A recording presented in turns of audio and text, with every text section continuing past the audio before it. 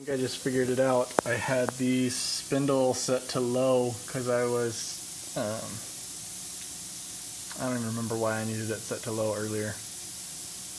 Something I was working on. So the controller thought that the belt was on the high and it was on the low. So I don't know. I think it should be able to hit 2000 at the high or on the low setting. If not, I'll have to swap the belt over, but I'm going to try it again here.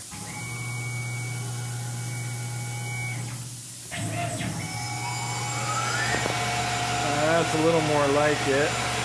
I'm going to get down here behind the protective glass. That's a little bit heavier than the Stop it is. Okay, that's way too heavy of a cut.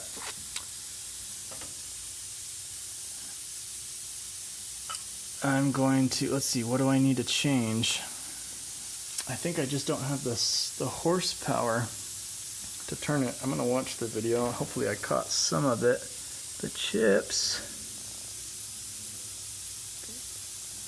look like an okay color. There's not too much heat. My feed speed's obviously too high. And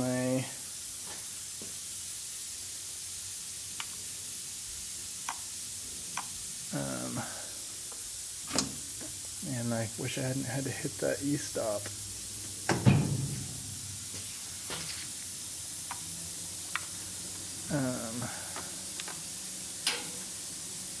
What am I trying to say? I should probably pay attention to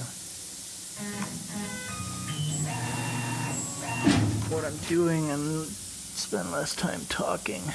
Damn it, that trashed that tool. Fuck. It's a $50 tool I just trashed.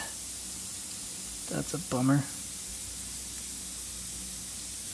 I'm gonna try like a 20%. Well, that tool's all chipped, so nothing I do is gonna be right for it now. That's a total bummer.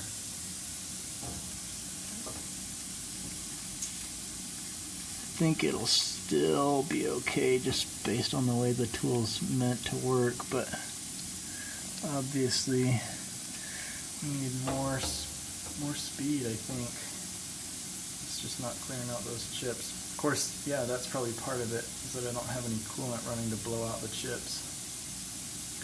Shit.